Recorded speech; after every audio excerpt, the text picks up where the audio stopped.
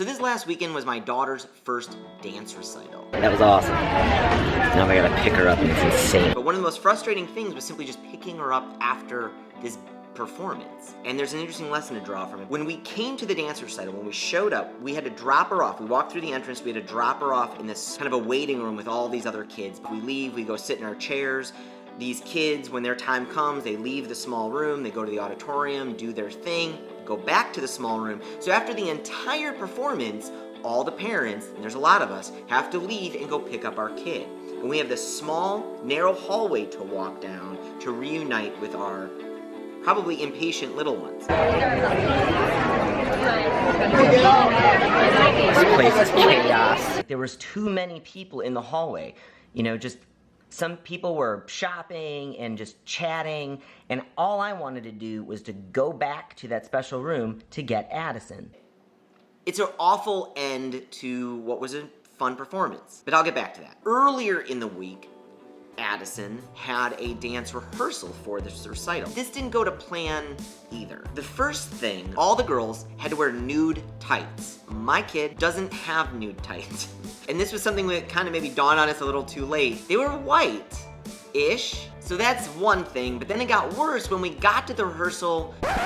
We don't have a purple sequenced bow that, again, every other single girl has to wear in your hair. I'm nervous. Like, I'm afraid a parent or a teacher is going to have a talk with me that I need to purchase new tights and I need to find this bow or something. I'm dreading having that conversation. And then I was also dreading your reaction. I was gonna dread what would happen when someone talks to you and makes a fuss over this or makes you feel bad for not having these things. And that's exactly what happened. A little girl asked you, where's your bow? Where's your hair bow? You just said, I don't care. I don't even like the bow. I don't even want to wear it anyway. and that was the perfect mood. It helped ground me because I realized, yes, you have more important things to worry about, like dancing well and just kind of dealing with the nerves of performing in front of a lot of people, that you don't need this extra drama about the right color tights. It wasn't that bad anyway, or missing the hair bow that you need.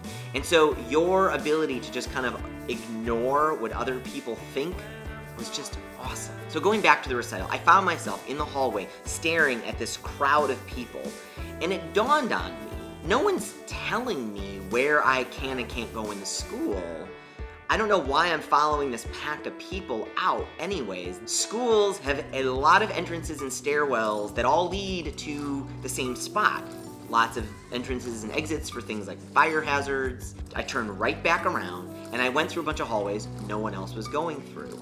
And I was maybe worried a little bit, is someone gonna say something? But then I was just inspired by you, like, what do I care if somebody says anything? So basically, I just made a big circle around the back of the auditorium through a different hallway, and it ended up right at the room you were in, and got to you, and we made it out of there.